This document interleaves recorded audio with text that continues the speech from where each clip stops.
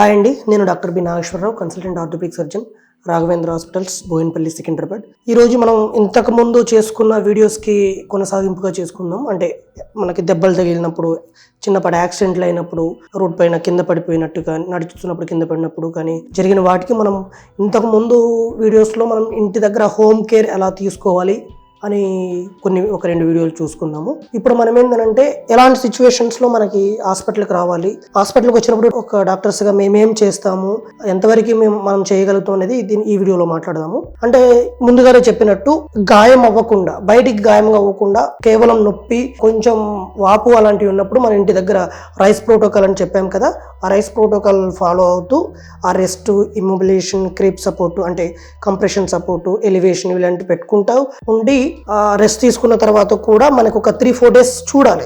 అప్పటికీ వాపు కానీ ఆ నొప్పి కానీ తగ్గట్లేదనంటే, లేదంటే పడిపోయినప్పుడే బయటకి ఏమన్నా గాయమయ్యి అంటే పెద్ద ఊన్స్ ఎక్కువ అయ్యి బ్లీడింగ్ అవుతుంది అని అంటే ఏమో ఇమీడియట్గా హాస్పిటల్కి రావాల్సి ఉంటుంది. సో హాస్పిటల్కి వచ్చినప్పుడు మనం ఏం చేస్తామంటే, నాట్ జస్ట్ ఇంజూర్డ్ పార్ట్, హాస్పిటల్కి వచ్చినప్పుడు ఒక డాక్టర్ అనేటోడు హెడ్ అండ్ టో ఎగ్జామినేషన్ మొత్తం చేస్తాము.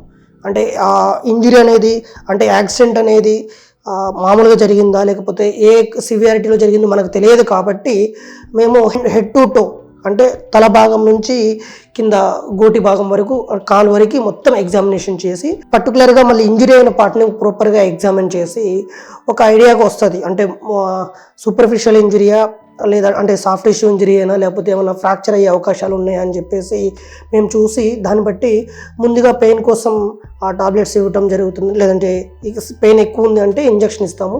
లేదంటే పైకి కనపడే గాయాలు ఉందంటే దానికి తగ్గట్టుగా కుట్లు వేయటం కానీ, డ్రెస్సింగ్ చేయడం కానీ చేసేసి తర్వాత ఆ ఇంజురీ అయిన పార్ట్ని ఎక్స్రే తీయడం అనేది జరుగుతూ ఉంటుంది. ఎక్స్రే తీసినప్పుడు మనకి తెలుస్తుంది, అంటే ఎక్స్రేలో బోన్ ఏమైనా ఇంజురీ అయిందా, అంటే ఫ్రాక్చర్ లాంటిది ఏమైనా అయిందా, లేకపోతే అప్పుడప్పుడు డిస్లొకేషన్ ఉంటుంది. ఫ్రాక్చర్ ఏమి ఉండదు, బట్ జాయింట్ దగ్గర చిన్న డిస్లొకేషన్, అంటే ఆ జాయింట్లో నుంచి ఎముక తొలగిపోవడం జరుగుతూ ఉంటుంది.